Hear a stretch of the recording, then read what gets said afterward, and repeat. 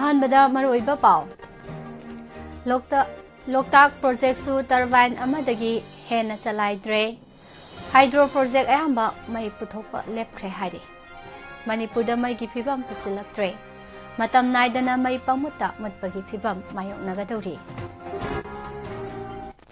ꯃ꯭ꯌꯥꯟꯃꯥꯔꯗꯒꯤ ꯂꯥꯟꯖꯦꯜꯂꯛꯄꯁꯤꯡ ꯇꯛꯊꯣꯛꯈꯤꯔꯣꯏ ꯍꯥꯏꯅ ꯍꯣꯝ ꯃꯤꯅꯤꯁꯇꯔ ꯑꯃꯤꯠ ꯁꯥꯍꯅ ꯐꯣꯡꯗꯣꯛꯈ꯭ꯔꯦ ꯕꯣꯔꯗꯔ ꯐꯦꯟꯁꯤꯡ ꯈꯥꯕ ꯌꯥꯔꯣꯏ ꯍꯥꯏꯅ ꯂꯥꯜꯗꯨ ꯍꯣꯃꯥꯅ ꯐꯣꯡꯗꯣꯔꯛꯂꯤ ꯍꯧꯖꯤꯛꯀꯤ ꯃꯤꯁꯤꯡ ꯑꯁꯤꯗ ꯌꯨꯝꯐꯝ ꯑꯣꯏꯔꯒ ꯗꯤꯂꯤꯃꯤꯇꯦꯁꯟ ꯇꯧꯔꯕꯗꯤ ꯃꯤꯇꯩꯒꯤ ꯁꯤꯠ 10 ꯃꯥꯡꯂꯒꯅꯤ ꯍꯥꯏꯅ ꯄ꯭ꯔꯣꯐꯦꯁꯔ ꯅꯔꯦꯟꯗ꯭ꯔꯅ ꯐꯣꯡꯗꯣꯛꯈ꯭ꯔꯦ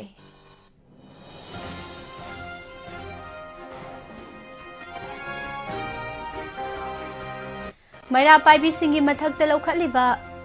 FIR ꯀꯛꯇ꯭ꯔꯕꯗꯤ ꯃꯩꯔꯥ ꯄꯥꯏꯕꯤ ꯄꯨꯝꯅꯃꯛ ꯐꯥꯕꯤꯔꯣ ꯍꯥꯏꯅ ꯈꯣꯡꯖꯪ ꯆꯪꯁꯤꯟꯈ꯭ꯔꯦ ꯂꯤꯂꯣꯡꯒꯤ ꯊꯧꯗꯣꯛꯇ ꯄꯥꯝꯕꯩꯅ ꯂꯨꯆꯤꯡꯕ UNLFꯅ ꯅꯨꯡꯉꯥꯏꯇꯕ ꯐꯣꯡꯗꯣꯔꯛꯂꯤ ꯀꯨꯀꯤꯁꯤꯡꯅ ꯃꯣꯔꯦꯗꯒꯤ ꯇꯥꯟꯊꯣꯛꯄꯤꯔꯛꯈ꯭ꯔꯕ ꯐꯨꯔꯨꯞꯁꯤꯡ ꯍꯟꯖꯤꯜꯍꯟꯅꯕ ꯄ꯭ꯔꯥꯏꯝ ꯃꯤꯅꯤꯁꯇꯔꯗ MCMꯅ ꯋꯥꯀꯠꯈ꯭ꯔꯦ ꯍꯥꯏꯔꯤ ꯃꯌꯣꯜꯒꯤ ꯂꯝꯁꯥꯡ ꯈꯣꯡꯆꯠ 18ꯅꯤ ꯆꯟꯕ ꯅꯨꯃꯤꯠꯇ ꯁꯒꯣꯜꯕꯟꯗ ꯊꯨꯡꯈ꯭ꯔꯦ ꯃꯩꯇꯩ ꯍꯤꯡꯕ ꯉꯝꯈꯤꯒꯗ꯭ꯔꯥ ꯍꯥꯏꯕꯁꯤ ꯅꯍꯥꯁꯤꯡꯒꯤ ꯋꯥꯍꯪ ꯑꯣꯏꯒꯗꯕꯅꯤ ꯍꯥꯏꯅ ꯈꯣꯡꯆꯠꯂꯣꯏꯁꯤꯡꯅ ꯐꯣꯡꯗꯣꯛꯈꯤ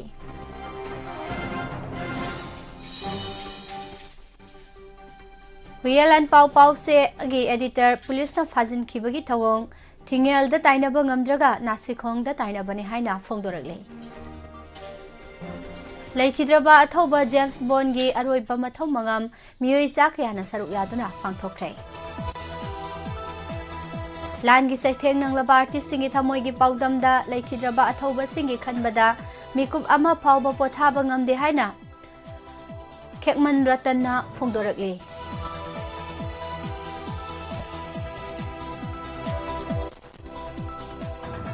CRPFꯀꯤ ꯃꯍꯨꯠꯇ ꯁ꯭ꯇꯦꯠ ꯐꯣꯔꯁ ꯑꯣꯏꯅ ꯊꯝꯕꯤꯅꯅꯕ ꯈꯨꯟꯖꯥꯁꯤꯡꯅ ꯇꯛꯁꯤꯟꯈ꯭ꯔꯦ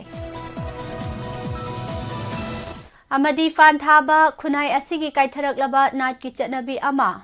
ꯑꯔꯤꯕ ꯆꯠꯅꯕꯤ ꯉꯥꯛꯇꯕ ꯍꯥꯏꯕꯁꯤ ꯏꯄꯥ ꯏꯄꯨꯁꯤꯡꯅ ꯊꯝꯕꯤꯔꯝꯕ ꯆꯠꯅ ꯄꯊꯥꯞꯁꯤꯡ ꯍꯥꯠꯄꯅꯤ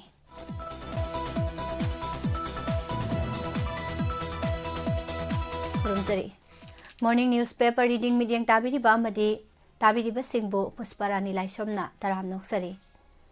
ꯉꯁꯤꯒꯤ ꯍꯦꯗꯂꯥꯏꯟꯗ ꯌꯥꯎꯔꯤꯕ ꯃꯔꯨꯑꯣꯏꯕ ꯄꯥꯎꯁꯤꯡ ꯍꯧꯖꯤꯛ ꯃꯤꯌꯥꯝꯗ ꯁꯟꯗꯣꯛꯅ ꯄꯤꯖꯔꯤ ꯂꯩꯕꯥꯛ ꯑꯁꯤꯒꯤ ꯑꯋꯥꯡ ꯅꯣꯡꯄꯣꯛ ꯁ꯭ꯇꯦꯠꯁꯤꯡꯗ ꯄꯥꯋꯔ ꯄꯨꯊꯣꯛꯄꯗ ꯁꯤꯖꯤꯟꯅꯔꯤꯕ ꯇꯨꯔꯦꯜꯁꯤꯡꯒꯤ ꯏꯃꯥꯏ ꯀꯥ ꯍꯦꯟꯅ ꯍꯟꯊꯈꯤꯕꯅ ꯃꯔꯝ ꯑꯣꯏꯔꯗꯨꯅ ꯍꯥꯏꯗ꯭ꯔꯣ ꯏꯂꯦꯛꯇ꯭ꯔꯤꯛ ꯄꯥꯋꯔ ꯄ꯭ꯔꯣꯖꯦꯛ ꯑꯌꯥꯝꯕ ꯊꯕꯛ ꯂꯦꯞꯈ꯭ꯔꯦ ꯃꯦꯒꯥꯋꯥꯠ 35/35 ꯄꯨꯊꯣꯛꯄ ꯇꯔꯕꯥꯏꯟ 3 ꯂꯩꯕ ꯂꯣꯛꯇꯥꯛ ꯍꯥꯏꯗ꯭ꯔꯣ ꯏꯂꯦꯛꯇ꯭रिꯛ ꯄꯥꯋꯔ ꯄ꯭ꯔꯣꯖꯦꯛꯁꯨ ꯑꯃꯗꯒꯤ ꯍꯦꯟꯅ ꯆꯂꯥꯏꯈꯤꯗ꯭ꯔꯦ ꯃꯅꯤꯄꯨꯔꯅ ꯑꯇꯩ ꯄꯥꯋꯔ ꯁꯦꯛꯇꯔꯁꯤꯡꯗꯒꯤ ꯐꯪꯂꯝꯕ ꯃꯩꯒꯤ ꯆꯥꯡ ꯀꯥ ꯍꯦꯟꯅ ꯍꯟꯊꯔꯛꯄꯅ ꯃꯔꯝ ꯑꯣꯏꯔꯗꯨꯅ ꯃꯩꯒꯤ ꯐꯤꯕꯝ ꯐꯠꯇ꯭ꯔꯦ ꯃꯔꯝ ꯑꯗꯨꯅ ꯍꯥꯟꯅ ꯂꯥꯎꯊꯣꯛꯄ ꯇꯧꯗꯅ ꯃꯇꯝ ꯑꯃꯗ ꯍꯦꯛꯇ ꯃꯩ ꯄꯪꯃꯨꯠꯇ ꯃꯨꯠꯄꯒꯤ ꯐꯤꯕꯝ ꯑꯃ ꯃꯥꯌꯣꯛꯅꯕ ꯍꯧꯔꯦ ꯃꯤꯌꯥꯝꯅ ꯃꯩ ꯐꯪꯅꯗꯕꯒꯤ ꯑꯆꯧꯕ ꯈꯨꯗꯣꯡꯆꯥꯗꯕ ꯑꯃ ꯃꯥꯌꯣꯛꯅꯕ ꯍꯧꯔꯛꯄ ꯑꯁꯤ ꯁꯣꯁꯤꯌꯦꯜ ꯃꯤꯗꯤꯌꯥ ꯄ꯭ꯂꯦꯠꯐꯣꯔꯝꯁꯤꯡꯗꯁꯨ ꯃꯌꯦꯛ ꯁꯦꯡꯅ ꯎꯔꯦ ꯃꯥꯡꯖꯧꯅꯅ ꯃꯩ ꯃꯨꯠꯀꯅꯤ ꯍꯥꯏꯅ ꯂꯥꯎꯊꯣꯛꯔꯛꯇꯕꯅ ꯃꯔꯝ ꯑꯣꯏꯔꯗꯨꯅ ꯏꯂꯦꯛꯇ꯭ꯔꯤꯛ ꯔꯥꯏꯁ ꯀꯨꯀꯔꯗ ꯆꯥꯛ ꯊꯣꯡꯒꯠꯂꯨꯔꯒ ꯂꯣꯏꯔꯝꯂꯅꯤ ꯍꯥꯏꯅ ꯌꯦꯡꯂꯨꯕꯗ ꯃꯩ ꯃꯨꯠꯂꯒ ꯂꯩꯔꯝꯕꯗꯒꯤ ꯆꯦꯡ ꯆꯪꯗꯨꯅ ꯆꯥꯛ ꯆꯥꯕ ꯌꯥꯗ꯭ꯔꯦ ꯍꯥꯏꯕ ꯋꯥꯀꯠ ꯐꯥꯎꯕ ꯂꯥꯛꯄ ꯍꯧꯔꯦ ꯊꯥꯖꯕ ꯌꯥꯕ ꯃꯐꯝꯗꯒꯤ ꯐꯪꯕ ꯄꯥꯎꯒꯤ ꯃꯇꯨꯡ ꯏꯟꯅ ꯃꯅꯤꯄꯨꯔꯗ ꯍꯧꯖꯤꯛ ꯃꯊꯧ ꯇꯥꯔꯤꯕ ꯃꯩ ꯑꯁꯤ ꯃꯦꯒꯥꯋꯥꯠ 290 ꯔꯣꯝꯅꯤ ꯑꯗꯨꯕꯨ ꯍꯥꯏꯔꯤꯕ ꯃꯩꯒꯤ ꯆꯥꯡ ꯑꯁꯤ ꯃꯦꯒꯥꯋꯥꯠ 90 ꯍꯦꯟꯅ ꯍꯟꯊꯔꯦ ꯗꯤꯃꯥꯟꯒ ꯁꯄ꯭ꯂꯥꯏꯒ ꯑꯍꯣꯕ ꯂꯩꯔꯛꯄ ꯃꯔꯝꯅ ꯇꯉꯥꯏꯐꯗꯕ ꯈꯔ ꯅꯠꯇꯅ ꯑꯇꯩ ꯑꯌꯥꯝꯕꯗꯗꯤ ꯂꯥꯎꯊꯣꯛꯇꯕ ꯁꯦꯗꯤꯡ ꯑꯃ ꯆꯂꯥꯏꯕ ꯅꯠꯇꯅ ꯄꯥꯝꯕꯩ ꯂꯩꯔꯛꯇ꯭ꯔꯦ ꯃꯁꯤꯅ ꯃꯔꯝ ꯑꯣꯏꯔꯒ ꯃꯅꯤꯄꯨꯔꯒꯤ ꯃꯤꯌꯥꯝꯅ ꯍꯧꯖꯤꯛ ꯃꯩ ꯐꯪꯗ꯭ꯔꯦ ꯍꯥꯏꯕꯒꯤ ꯋꯥꯀꯠ ꯃꯌꯥꯝ ꯑꯃ ꯂꯥꯛꯅꯔꯤꯕꯅꯤ ꯁ꯭ꯇꯦꯠ ꯑꯁꯤꯅ ꯅꯍꯥꯜꯃꯈꯩ ꯑꯇꯩ ꯍꯥꯏꯗ꯭ꯔꯣ ꯄ꯭ꯔꯣꯖꯦꯛꯁꯤꯡ ꯍꯥꯏꯕꯗꯤ ꯀꯣꯄꯤꯂꯤ ꯈꯥꯡꯗꯣꯡꯅꯆꯤꯡꯕ ꯃꯐꯝꯗꯒꯤ ꯐꯪꯂꯝꯕ ꯃꯩꯒꯤ ꯆꯥꯡ ꯑꯗꯨ ꯍꯧꯖꯤꯛꯇꯤ ꯄ꯭ꯔꯣꯖꯦꯛꯁꯤꯡ ꯑꯗꯨ ꯏꯁꯤꯡ ꯐꯪꯗꯕꯅ ꯂꯦꯞꯈꯤꯕ ꯃꯔꯝꯅ ꯃꯩ ꯐꯪꯗ꯭ꯔꯦ ꯀꯊꯥꯜꯒꯨꯔꯤ ꯒ꯭ꯔꯥꯁ ꯄ꯭ꯂꯥꯟꯗꯒꯤ ꯃꯅꯤꯄꯨꯔꯅ ꯂꯧꯐꯝ ꯊꯣꯛꯄ ꯃꯩꯒꯤ ꯆꯥꯡ ꯑꯗꯨꯗꯒꯤ ꯍꯦꯟꯖꯤꯟꯅ ꯃꯩ ꯂꯧꯔꯒ ꯁꯤꯖꯤꯟꯅꯔꯤ ꯃꯁꯤꯒꯤꯗꯃꯛ ꯑꯍꯦꯟꯕ ꯁꯦꯟꯐꯝ ꯄꯤꯕꯒꯤ ꯇꯉꯥꯏꯐꯗꯕ ꯂꯩ पुमनामासी की मथक्ता स्टेटना अतोपा पावर सेक्टर सिंगदगी मई लेरगा मियामदा फंगहनबदा ख्वादिगी चावना अवाबा नंगलिबसी टैक्स कारक्तबा असिने कुकी सिंगना नमना खुंदारिबा चुराचांदपुर डिस्ट्रिक्ट की ओइनदी टैक्स खोमबगी चांग असी खरा हंथरगसु अदुम कायदना फंगली हाइना लौबा याय अदुबु टेक्नोफल डिस्ट्रिक्ट अमसुंग कांगपोपी डिस्ट्रिक्ट की ओइनदी टैक्स काबगी चांग असी अदुकी मतिक हंथखरे हाइरे Manipur state power distribution company limited के मचिन चटपा मिसक अमना फोंदोरखिबदा हौजिकता टैक्स खोमगतपा ngamdabagi awaba ama mayoknariba mafam ase valley gi district sing asina oire consumer singna prepaid meter samna handana mai kotpagi sang wangkhalakle company asige enforcement kangbuna numit khudingi mai kotpa amasung mai kotpa phagatpa chatle mai kotpa mayam amasu fine मयाम अमसु थिहल्ली हाइरे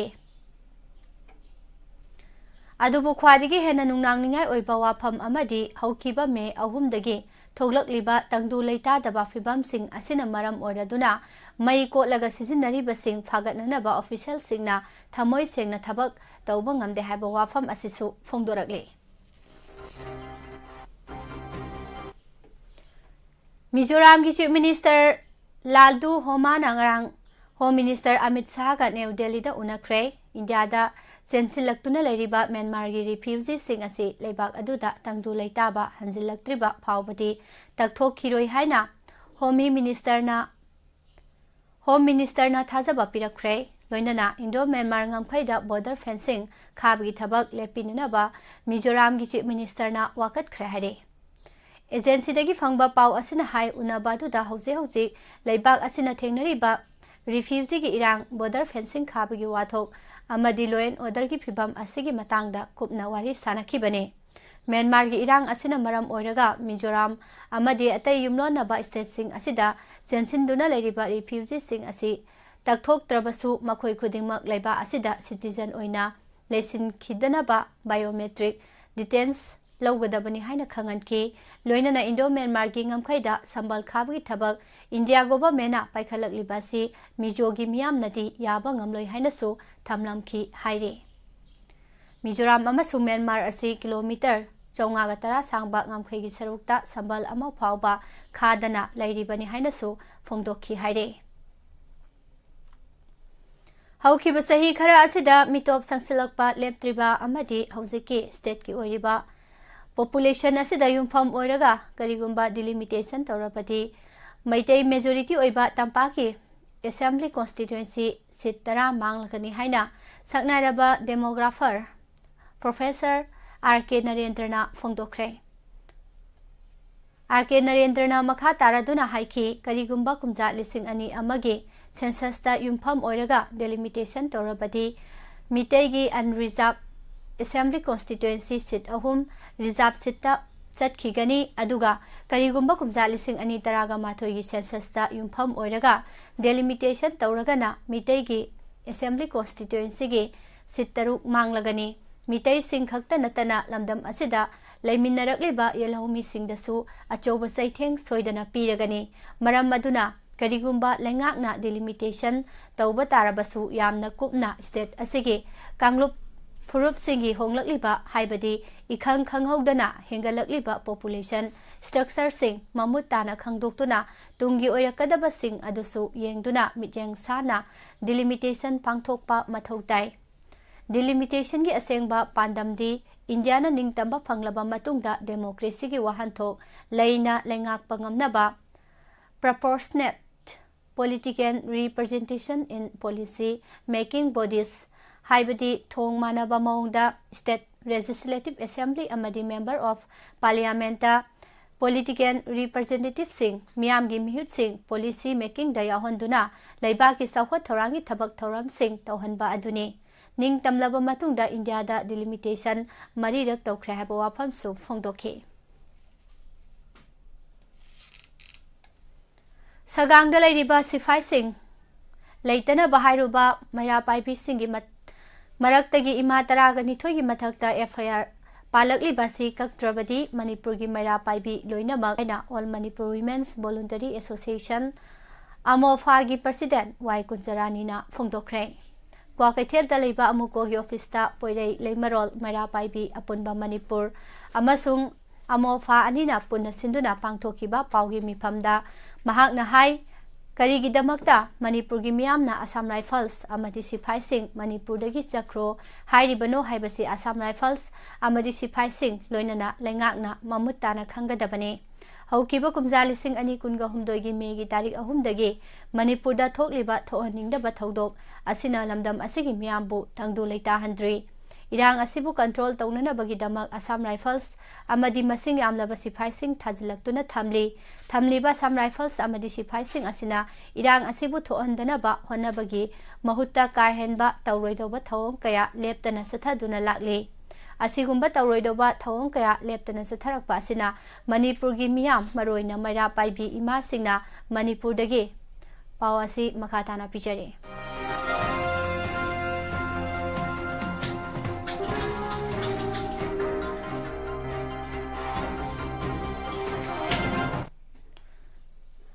Manipur Dagi Assam Rifles Amadi Sipai Singh Setpi Kroiba Kholau Kaya Lauduna Lakli Amadi Lauri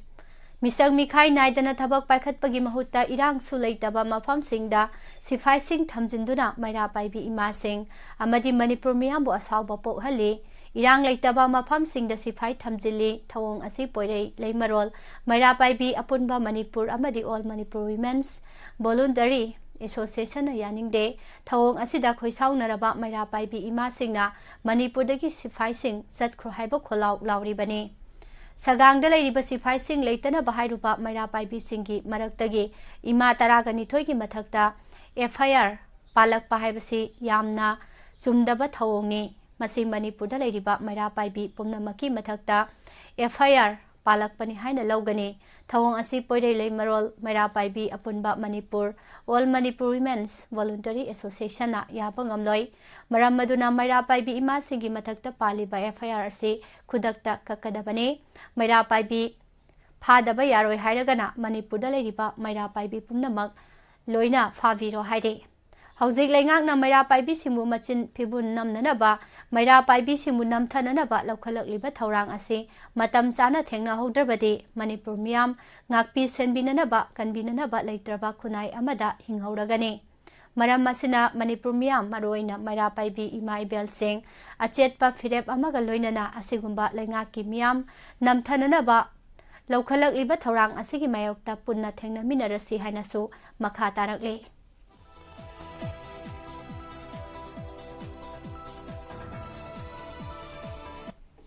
Thawal District ki Manung Chana Laiba Lilong Singzau Datha Asigi Amada Thokiba Thoaningdaba Laibaktiba Thodok Adugi Matangda Pambaina Lusingba UNLF na Nungaitaba Phongdorakli Haukiba Kumzali Singamaga Chamapan Maubudraga Mathoidagi Hauraga Kuki militant Singna Moredagi Tanthorakraba Tongan ba Purup Kanglup Singh Asibu Amohana Khunda Leita Duna Laiba Yahanbiu Haina Mitei Council More MCM na Prime Minister da Memorandum Pisinkre Mitei Council More gi General Secretary L Borjendro Maitei na Khuyek Piduna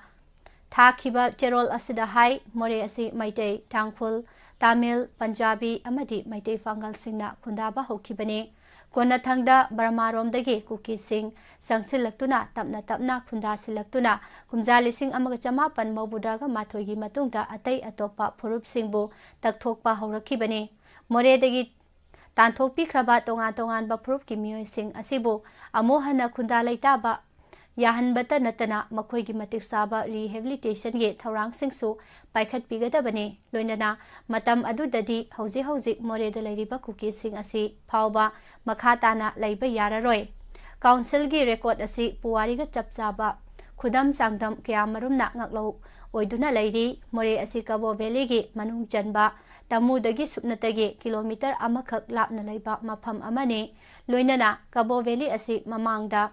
Manipur gi lamni haiba yamna mayek sengna leiribane Tara mga suba chahi chada matam adugi Pong Ningthau Hauziki San Khekomba amasung Thiambagi matamda Cabo Valley asi Manipur gi ngamkhai manung ne haina mayek sengna Iramlabani masigi matung kumja lising amaga chanipan kuntraga marida lam asibu Burmada list oina British na pithokibane ꯃꯁꯤꯗꯒꯤ ꯃꯣꯔꯦ ꯑꯁꯤ official ꯑꯣꯏꯕ sanction border ꯄꯣꯁ ꯑꯃꯅꯤ ꯍꯥꯏꯅ 1939 ꯒꯦꯖꯦꯇꯦꯠ of ꯃꯅꯤꯄꯨꯔꯗ ꯐꯣꯡꯂꯝꯃꯤ ꯍꯥꯏꯅꯁꯨ ꯃꯈꯥ ꯇꯥꯔꯤ꯫ ꯄꯂꯦꯟꯗꯒꯤ ꯁꯦꯝꯈꯤꯕꯅꯤ ꯍꯥꯏꯅꯁꯨ ꯐꯣꯡꯗꯣꯛꯈꯤ ꯍꯥꯏꯔꯤ꯫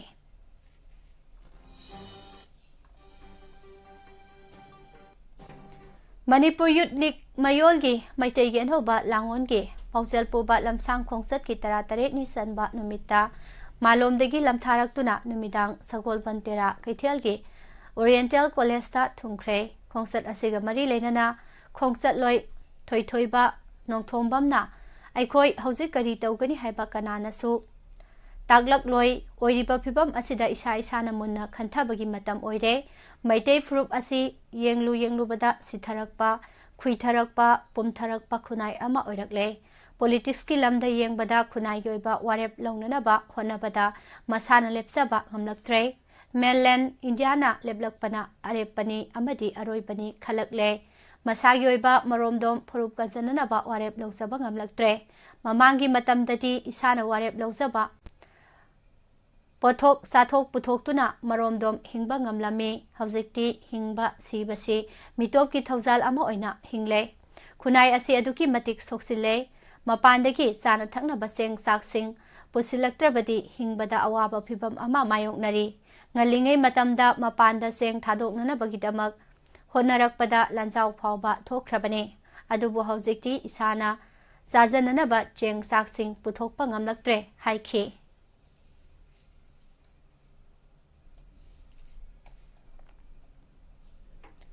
ꯃꯩꯍꯧꯔꯣꯜꯗꯒꯤ ꯍꯧꯅ ꯏꯄꯥ-ꯏꯄꯨꯁꯤꯡꯅ ꯄꯊꯥꯡ ꯄꯨꯊꯥꯡ ꯅꯥꯏꯅ ꯆꯠꯊꯔꯛꯄ ꯑꯔꯤꯕ ꯆꯠꯅꯕꯤꯁꯤꯡ ꯉꯁꯤꯗꯤ ꯀꯥꯏꯊꯔꯛꯄꯒꯤ ꯃꯃꯤ ꯆꯥꯎꯅ ꯇꯥꯔꯤ꯫ ꯀꯥꯏꯊꯔꯛꯂꯕ ꯑꯔꯤꯕ ꯆꯠꯅꯕꯤꯁꯤꯡ ꯑꯁꯤꯒꯤ ꯃꯅꯨꯡꯗ ꯏꯐꯥꯜ ꯊꯥꯕ ꯑꯁꯤꯁꯨ ꯑꯃ ꯑꯣꯏꯔꯛꯂꯤ꯫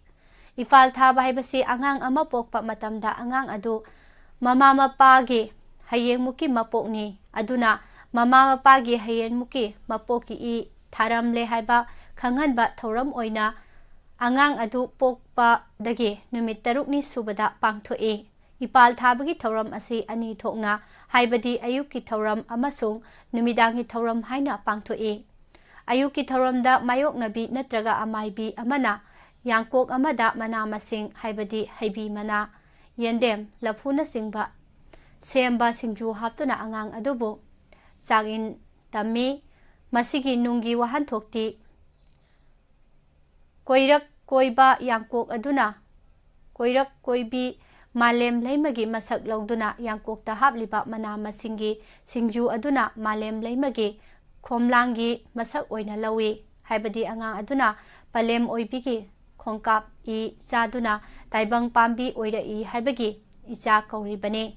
ꯑꯁꯤꯒꯨꯝꯕ 3ꯅꯤ ꯏꯄꯥꯜ ꯅꯨꯃꯤꯠꯇꯒꯤ ꯃꯥꯂꯦꯝ ꯏꯗ ꯃꯔꯥ ꯋꯥꯏꯗꯨꯅ ꯃꯥꯂꯦꯝꯒꯤ ꯃꯇꯝꯕꯥꯛꯇ ꯅꯋꯥ ꯏꯐꯥꯟ ꯊꯥꯏ ꯍꯥꯏꯕ ꯇꯥꯛꯄꯤꯕ꯭ꯔꯥ, ꯑꯉꯥꯡ ꯄꯥꯝꯕ꯭ꯔꯥ ꯍꯥꯏꯅ ꯍꯪꯉꯤ꯫ ꯃꯗꯨꯗ ꯑꯉꯥꯡ ꯃꯃꯥꯅ ꯑꯉꯥꯡ ꯄꯥꯝꯃꯤ ꯍꯥꯏꯅ ꯈꯨꯝꯃꯤ꯫ ꯃꯁꯤꯅ ꯇꯥꯛꯂꯤꯕꯗꯤ ꯇꯥꯏꯕꯪ ꯄꯥꯟꯕ ꯑꯁꯤꯗ ꯅꯨꯡꯁꯤꯕ ꯃꯈꯜ ꯀꯌꯥꯃꯨꯛ ꯂꯩ, ꯑꯗꯨꯕꯨ ꯃꯁꯥꯕꯨ ꯅꯨꯡꯁꯤꯕꯒ ꯃꯥꯟꯅꯅ ꯅꯨꯡꯁꯤꯕ ꯑꯇꯣꯞꯄ ꯑꯃꯠꯇ ꯂꯩꯇꯦ ꯍꯥꯏꯕꯗꯨ ꯎꯠꯄꯅꯤ꯫ ꯏꯐꯥꯜ ꯊꯥꯕ ꯑꯁꯤꯒꯤ ꯅꯨꯃꯤꯗꯥꯡꯒꯤ ꯃꯇꯝꯗ ꯄꯤꯇꯥꯏ ꯈꯣꯝꯇꯥꯏꯕꯤ ꯈꯨꯔꯨꯝꯕꯒꯤ ꯊꯧꯔꯝ ꯑꯃꯁꯨ ꯄꯥꯡꯊꯣꯛꯏ꯫ ꯊꯧꯔꯝ ꯑꯁꯤꯗ ꯄꯨꯡꯒꯣꯏꯊꯦꯜ ꯂꯩꯔꯥꯡ ꯂꯩꯍꯨꯟ ꯇꯝꯗꯨꯅ ꯑꯉꯥꯡ ꯑꯗꯨꯒꯤ ꯌꯥꯏꯐ ꯊꯧꯖꯥꯜ ꯅꯤꯕꯒꯤ ꯊꯧꯔꯝ ꯑꯗꯨꯕꯨꯅꯤ꯫ ꯍꯥꯏꯔꯤꯕ ꯅꯥꯠꯀꯤ ꯑꯣꯏꯕ ꯆꯠꯅꯕꯤ ꯑꯁꯤꯒꯤ ꯈꯨꯟꯅꯥꯏ ꯑꯁꯤꯗ ꯀꯥꯏꯊꯔꯛꯄꯒꯤ ꯃꯃꯤ ꯇꯥꯏ ꯑꯃꯗꯤ ꯏꯄꯥꯜ ꯊꯥꯕꯒꯤ ꯑꯌꯨꯛꯀꯤ ꯊꯧꯔꯝ ꯑꯁꯤ ꯍꯧꯖꯤꯛꯀꯤ ꯃꯇꯝꯗ ꯆꯠꯅꯕꯤ ꯑꯁꯤ ꯅꯤꯡꯊꯤꯅ ꯈꯪꯕ ꯃꯤ ꯂꯩꯔꯛꯇꯕꯗꯒꯤ꯫ ꯄꯥꯎ ꯑꯁꯤ ꯃꯈꯥ ꯇꯥꯅ ꯄꯤꯖꯔꯤ꯫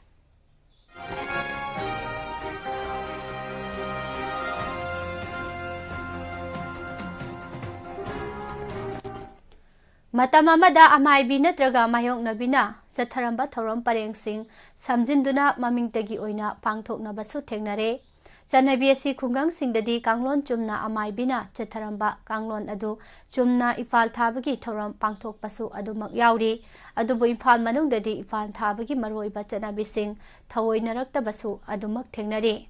ꯍꯤꯔꯝ ꯑꯁꯤꯒꯤ ꯃꯇꯥꯡꯗ ꯂꯥꯏꯅꯤꯡꯊꯧ ꯁꯅꯥꯃꯍꯤ ꯇꯦꯝꯄꯜ ꯕꯣꯔꯗꯀꯤ ꯄꯟꯖꯤ ꯁꯪꯂꯥꯛꯄ ꯅꯥꯠꯀꯤ ꯆꯠꯅꯕꯤꯕꯨ ꯉꯁꯤꯒꯤ ꯃꯤꯔꯣꯜ ꯑꯁꯤꯅ ꯍꯥꯠꯄꯅꯤ ꯍꯥꯏꯅ ꯂꯧꯒꯅꯤ꯫ ꯑꯉꯥꯡ ꯑꯃ ꯍꯦꯛ ꯄꯣꯛꯄꯒ ꯅꯨꯃꯤꯠ 6ꯅꯤ ꯁꯨꯕ ꯅꯨꯃꯤꯠꯇ ꯑꯌꯨꯛꯇ ꯃꯥꯏꯕꯤꯅ ꯏꯐꯥꯜ ꯊꯥꯒꯅꯤ, ꯑꯗꯨꯒ ꯅꯨꯃꯤꯗꯥꯡꯗꯅ ꯃꯥꯏꯕꯅ ꯏꯐꯥꯜ ꯁꯣꯟꯒꯅꯤ꯫ ꯀꯣꯔꯧ ꯅꯨꯃꯤꯠ ꯊꯣꯛꯂꯛꯄ ꯃꯇꯝꯗ ꯊꯣꯡꯖꯤꯟꯗꯒꯤ ꯈꯣꯏꯖꯨ ꯂꯩꯈꯥꯝ ꯑꯣꯛꯂꯒ ꯊꯨꯝꯃꯣꯛ ꯑꯃꯗ ꯐꯧ ꯊꯨꯝ ꯄꯅꯥꯎ ꯁꯤꯡꯅꯥꯎ ꯉꯥꯃꯨ 3 ꯌꯥꯎꯔꯒ ꯈꯨꯔꯨꯝꯃꯤ ꯃꯥꯂꯦꯝ ꯇꯥꯏꯕꯪꯄꯥꯟꯁꯤꯗ ꯍꯧꯔꯤꯕ ꯃꯈꯜ ꯃꯊꯦꯜꯒꯤ ꯃꯅꯥ ꯃꯁꯤꯡꯒꯤ ꯃꯔꯛꯇꯒꯤ ꯍꯩꯕꯤ ꯑꯃꯁꯨꯡ ꯁꯤꯡꯖꯨ ꯃꯆꯜ ꯑꯣꯏꯕ ꯌꯥꯕ ꯄꯥꯝꯕꯤꯁꯤꯡꯅ ꯁꯤꯡꯖꯨ ꯁꯨꯗꯨꯅ ꯑꯉꯥꯡꯗ ꯁꯣꯏꯗ ꯉꯥꯝꯗꯅ ꯆꯥꯛꯊꯥꯛ ꯇꯝꯒꯅꯤ ꯏꯐꯥꯜ ꯊꯥꯒꯗꯧꯔꯤꯕ ꯃꯥꯏꯕꯤ ꯑꯗꯨ ꯅꯥꯎꯁꯨꯝꯕꯤ ꯃꯥꯏꯕꯤ ꯋꯥꯡꯒꯣꯜ ꯃꯥꯏꯕꯤ ꯑꯃꯁꯨꯡ ꯆꯛꯄ ꯈꯣꯝꯂꯥꯡ ꯑꯃꯥꯏꯕꯤ ꯍꯥꯏꯅ ꯈꯪꯅꯩ ꯃꯈꯣꯏꯁꯤ ꯑꯩꯈꯣꯏꯅ ꯃꯥꯌꯣꯛꯅꯕꯤ ꯃꯥꯏꯕꯤ ꯍꯥꯏꯅ ꯈꯪꯅꯩ ꯃꯍꯥꯛꯅ ꯑꯉꯥꯡꯁꯤꯗ 5 ꯁꯨꯕ ꯆꯥꯛꯈꯣꯝ ꯁꯨꯅꯅꯕ ꯏꯟꯒꯅꯤ ꯃꯁꯤꯒꯤ ꯃꯇꯨꯡꯗ ꯑꯉꯥꯡ ꯑꯁꯤ ꯌꯥꯡꯀꯣꯛꯇ ꯍꯥꯞꯂꯒ ꯑꯉꯥꯡ ꯃꯃꯥꯗꯨꯗ ꯅꯆꯥ ꯄꯥꯝꯕꯔꯥ ꯌꯥꯡꯀꯣꯛ ꯄꯥꯝꯕꯔꯥ ꯍꯥꯏꯅ ꯍꯪꯒꯅꯤ ꯍꯥꯏꯕ ꯋꯥꯐꯝꯁꯤꯡ ꯐꯣꯡꯗꯣꯔꯛꯈꯤ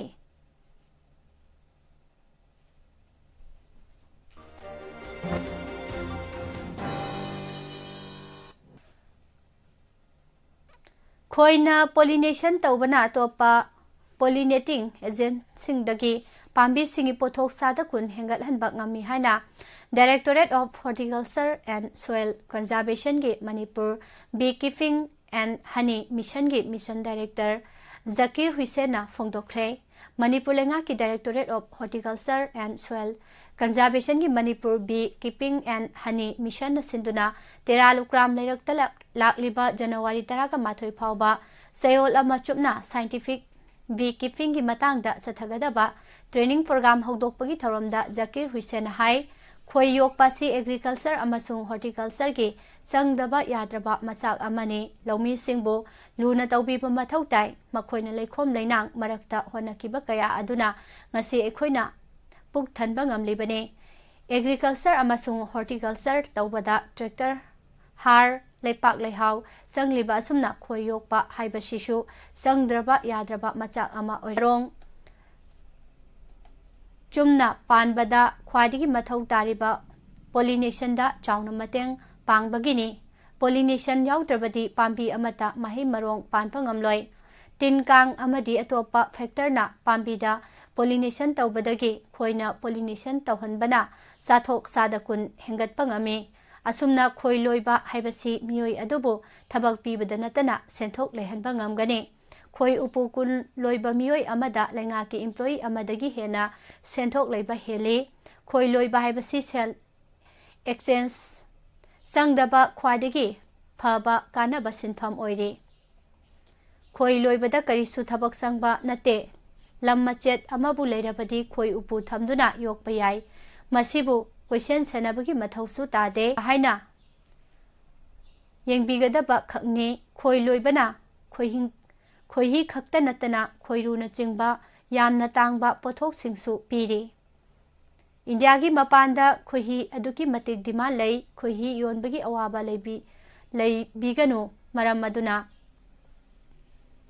ꯂꯝꯗꯝ ꯑꯁꯤꯒꯤ ꯊꯕꯛ ꯐꯪꯗ꯭ꯔꯤꯕ ꯅꯍꯥꯁꯤꯡꯅ ꯁꯤꯟꯐꯝ ꯑꯁꯤ ꯇꯧꯗꯨꯅ ꯃꯁꯥꯅ ꯃꯁꯥꯕꯨ ꯊꯕꯛ ꯄꯤꯖꯗꯨꯅ ꯑꯃꯗꯤ ꯁꯦꯟꯊꯣꯛ ꯂꯝꯕꯤ ꯂꯩꯅꯅꯕ ꯍꯣꯠꯅꯃꯤꯟꯅꯁꯤ ꯍꯥꯏꯅꯁꯨ ꯃꯇꯦꯡ ꯐꯣꯡꯗꯣꯛꯈꯤ ꯍꯧꯈꯤꯕ ꯃꯦꯒꯤ ꯇꯥꯔꯤꯛ 28ꯀꯤ ꯑꯍꯤꯡꯗ ꯀꯨꯀꯤꯁꯤꯡꯅ ꯃꯌꯨꯝ ꯃꯀꯩ ꯇꯨꯝꯅ ꯃꯩ ꯊꯥꯗꯣꯔꯛꯄꯗꯒꯤ ꯊꯋꯥꯏ ꯍꯤꯡꯅꯅꯕ ꯆꯦꯟꯊꯣꯔꯛꯄꯗ ꯁꯣꯛꯈꯤꯕꯤ ꯆꯍꯤ 10 ꯔꯣꯝꯇ ꯉꯥꯏꯔꯤꯕꯤ ꯁꯦꯔꯧꯗꯒꯤ ꯃꯥꯂꯦꯝ ꯊꯣꯏꯕꯤꯒꯤ ꯑꯅꯥ ꯂꯥꯌꯦꯡꯒꯤꯗꯃꯛ ꯁꯦꯜꯒꯤ ꯃꯇꯦꯡ ꯄꯥꯡꯈ꯭ꯔꯦ ꯍꯥꯏꯅ ꯒ꯭ꯔꯨꯞ ꯑꯁꯤꯒꯤ ꯆꯦꯔꯣꯜ ꯑꯃꯗ ꯐꯣꯡꯗꯣꯔꯛꯂꯤ LMGꯒꯤ ꯁꯦꯀ꯭ꯔꯦꯇꯔꯤ ꯑꯣꯖꯤꯠ ꯁꯣꯔꯣꯛꯈꯥꯏꯕꯝꯅ ꯊꯥꯗꯣꯔꯛꯄ ꯆꯦꯔꯣꯜ ꯑꯃꯗ ꯍꯥꯏ ꯂꯥꯏꯛ ꯃꯥꯏꯟꯗꯦꯗ ꯒ꯭ꯔꯨꯞꯅ ꯃꯇꯦꯡ ꯄꯥꯡꯂꯛꯄꯒꯤ ꯁꯔꯨꯛ ꯑꯃ ꯑꯣꯏꯅ ꯅꯍꯥꯟ ꯔꯤꯝꯁ ꯍꯣꯁꯄꯤꯇꯥꯜꯒꯤ ꯁꯔꯖꯔꯤ ꯋꯥꯔꯗꯀꯤ ꯕꯦꯗ ꯅꯝꯕꯔ 4ꯗ ꯂꯥꯌꯦꯡ ꯆꯠꯊꯔꯤꯕ ꯁꯦꯔꯧ ꯀꯣꯑꯣꯄꯔꯦꯇꯤꯕ ꯂꯩꯀꯥꯏꯗꯒꯤ ꯁꯨꯞꯅꯇꯪꯒꯤ ꯆꯍꯤ 10 ꯔꯣꯝꯇ ꯉꯥꯏꯔꯤꯕꯤ ꯅꯤꯡꯊꯧꯖꯝ ꯃꯥꯂꯦꯝ ꯊꯣꯏꯕꯤꯒꯤ ꯑꯄꯣꯛꯄ ꯂꯣꯌꯥꯝꯕ ꯑꯃꯗꯤ ꯑꯄꯣꯛꯄꯤ ꯔꯤꯅꯥꯒꯤ ꯃꯐꯝꯗ ꯑꯆꯥ ꯑꯊꯛꯁꯤꯡ ꯑꯃꯗꯤ ꯁꯦꯜ ꯑꯣꯏꯅ ꯂꯨꯄꯥ 5,000 ꯈꯨꯗꯛꯀꯤ ꯑꯣꯏꯅ ꯃꯇꯦꯡ ꯄꯤꯗꯨꯅ ꯏꯃꯨꯡ ꯑꯁꯤꯒꯤ ꯑꯋꯥꯕꯗ ꯁꯔꯨꯛ ꯌꯥꯈꯤꯕꯅꯤ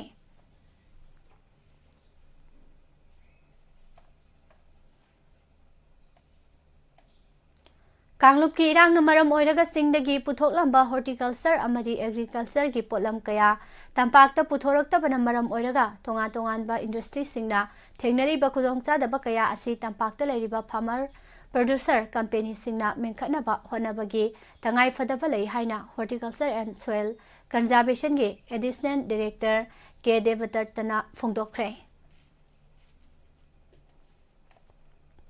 Manipur University MU gi hana leiramba education gi system asi National Education Policy NEP 2020 na lakpada sahi manga asida yamna faba mayon amada purakpa ngamlagani haina Manipur University gi Vice Chancellor Professor N Lokendrana phongthokre. Haukiba mamang tha December 13 da Imphal West District ki Kadangban Patu gi Singkhong da khul ngaklingaita kuki militant singna kapsilakpa nomai maruna panduna laikidraba ningombam James Von sahi 13 apokpa Nanda Kishore gi aroiba mathau mangam ngarang pangthokre. Laikidraba ningombam James Bond gi thawai yaudraba haksang ngarang imung manung amadi miyamna Jamninski moktagi mahaki pongnafam lamdam mayang langjing taning mayai lekai tamna puraki mayang langjing tamna chatpagi lambi Imphal Kangsup lambi gi nak yet ki miyamna leisu katuna ikai khumna ba utke mahaki thawai yaudraba haksang adu mayumda pusinduna chanabigi oiba laison tinson pangthoklaba matung lekai da leiba di training development club ta lekai miyamna leisu katuna ikai khumna ba utke tungda miyam gi khongzat amaga loinana mahaki thawai yaudraba haksang adu puraga mahakna yata kiba Kadangban Patu Singkhong da Lairon Chanki haire.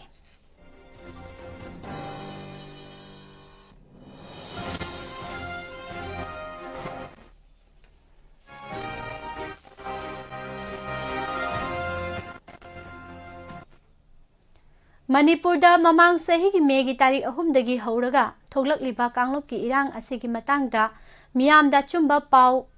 piduna mit mai ohenana ba honabada achoba thodang lauriba huyelan pau pau segi editor singgi oina chumba pau phanghanduna lakli adubu khanghaudana ngarang ayu pung mapalom tabada huyelan pau pau segi editor maibam danabir miteibu Imphal Thanagi team amana mayang Imphal dagi wari sanasi haduna pukraba matung phajinduna thamkibagi thawong asi thingel da tainaba ngamdraga Nasikhong da tainabagi thawong ni haina lawi haina maike kaya dagi phongdorakle. Makha tarakpada mapanguiba pausing pijare. Sainagi state na chalaiba Global Times ki Opinion piece amana haukiba chahi mari asida uriba India ge confidence amasung proactive approach po thagatkre. West Bengal ge North 24 Parganas district ke Trinamool Congress ke leader amagi supporter sing enforcement directorate EDG officer sing da attack tawgi thawong governor CV Anand Bose amasung BJP gi lusingba singna akanba maungda condemn tawkre. Army personnel ama amasung nan local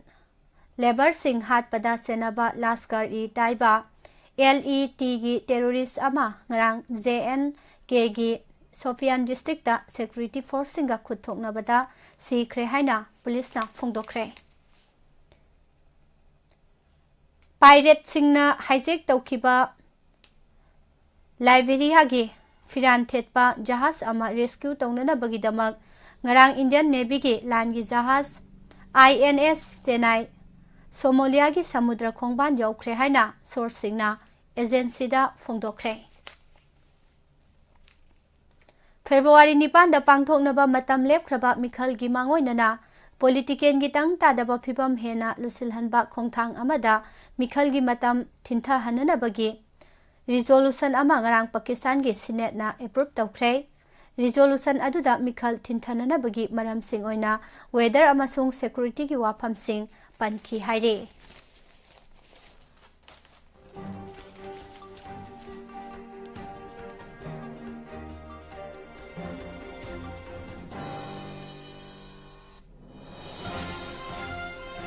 Lanfam singna khut thokna bada ayambana muknaduna laikhrabasu Russia amasung Ukraine animakna amana amada long range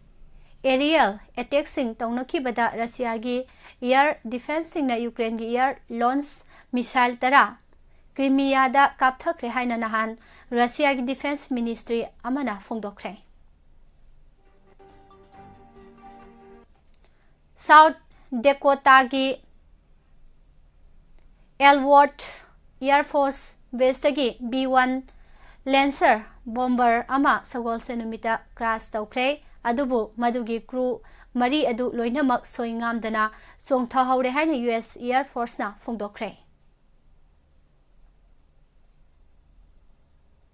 Iraqi konung Central Baghdad ta Iran na saugatpa militia ge headquarters ta nahan US Air attack amada awang bathaki militia commander amasi khre haina militia official signa phongdorakle.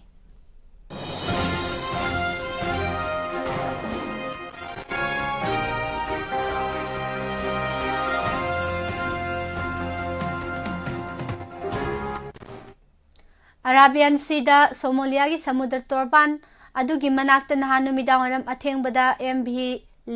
Lila Norfolk kauba cargo jahaz ama hijack tawkhre haire. Chief Minister gi ayaba yaudana faraba Tamil Nadu Minister Bihi Senthil Balaji lauthokpa yaroi haina ngarang Supreme Court na haikre amasung mahak lauthoknaba social activist amana haijaraki badu kakthakre haire. Makatarakpada sanabagi pau taminase. Handak pangthokadoriba hockey Olympic qualifier ikoigi oina yamna maru oiba amani handak the Asian Champions Trophy mai pakiba sina Olympic qualifier gi mangoinana hena thauna pire haina India gi nupi hockey team gi captain Sabita Puniana mahaki hockey India gi khuthangda phongdokre. India gi nupi hockey team asida experience lairaba sanaroi kaya yaubana Paris Olympics qualify oibada chauna mateng oiragani. Olympic qualify oibada India na yumbu oiraga leibak nipana saruk yaduna Ranchi da January 13 18 phawba pangthokadoriba Olympic qualifier asidagi makok thongba team ahumna sahi asigi July Augusta pangthokadoriba Paris Games qualify oiba ngamgadoribane. Handakta South Africa ga Cape Town da sanaki bani suba test match da India na wicket taretta mai paktuna match anigi series ni leiba anigi ahum suba amasung aroiba match Hauzik Sydney da satharibane. Kazakhstan ge Elena Rybakina Belarus ge Victoria Azarenka amasung Arina Sabalenka mai paktuna Brisbane International ge nupi ge singles da semi-final sangkre. Australian Open champion Sabalenka mai pakpagi lambi asi taraga mari sukre. Indian teenager Aditi Swami 2023 World Games Athlete of the Year award ki nominate tawkre. Aditi leiba asigi ahanba individual World Archery champion oikibani amasung modern era asina chahi khwarigi nova title holder oiki. Masai sahi 13 surabi Swami World Archery Championship amasung Asian Games da gold medal laukiba India ge compound women's team da yaukibani.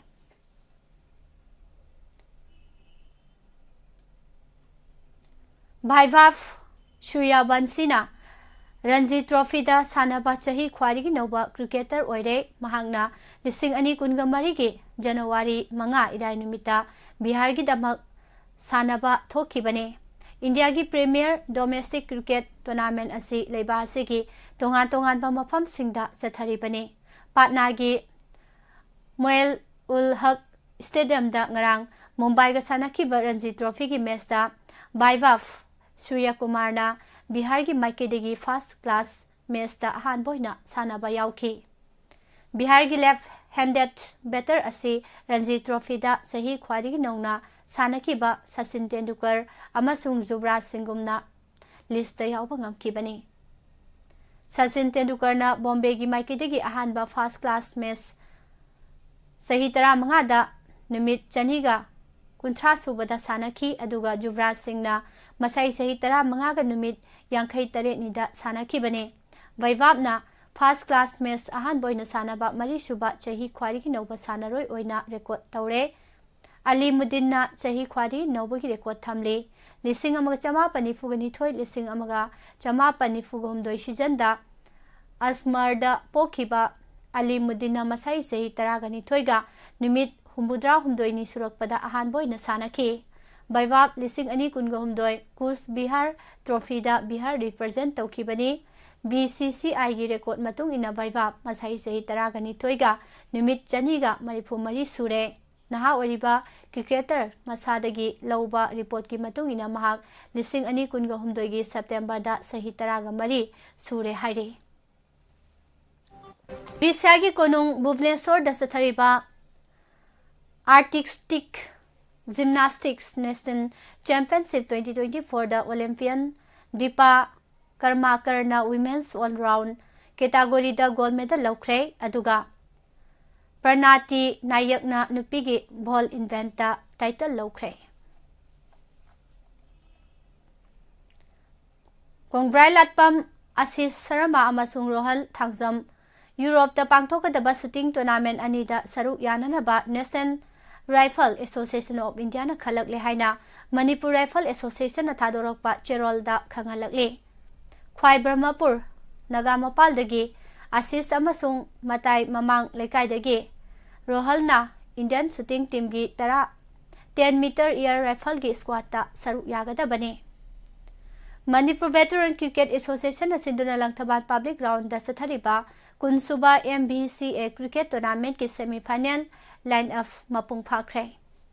Ahanba quarter final oina ngasi napsa kha Imphal amasung ESU Wangkai tha sigi taretana LCC Lilong Sajing amasung Cyclone Thangmaiban tha sigi nipanda UCC Blue Uripok amasung Sedo Thangmaiban aduga aroiba quarter final dana tha sigi mapanda YUCC Moirangpurel amasung YWC Langthabalna sanaragani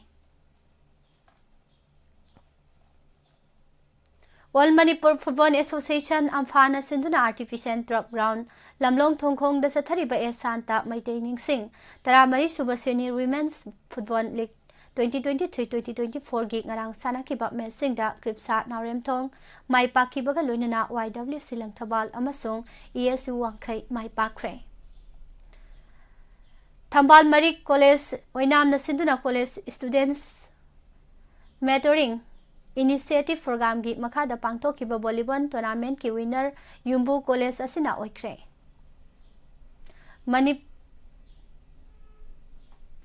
Assam na Yumbu oiduna Dribugar gi Rai Bahadur Ramesh Warlan Saharia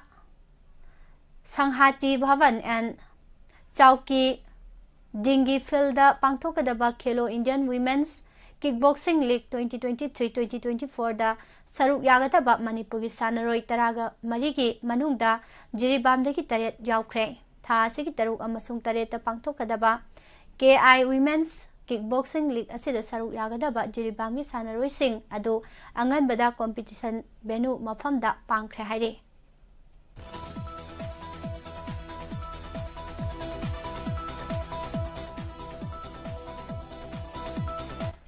Manipur gi nupa masa under 16 team gi thoidok hendokpa amasung singthaninga oba performance adu achoba achievement da onthokpa ngamduna BJ Marshall Trophy Play Group ki champion oiba ngamkre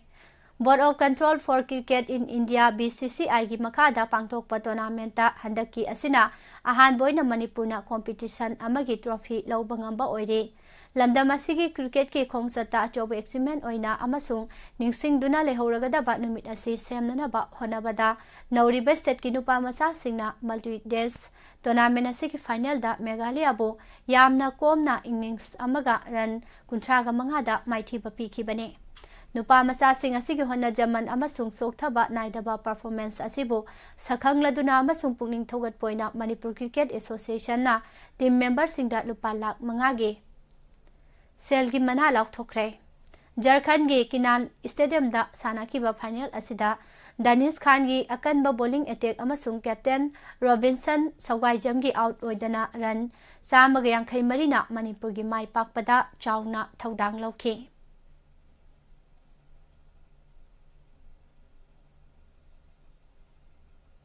Assam na Yumbu oiduna Krokazar gi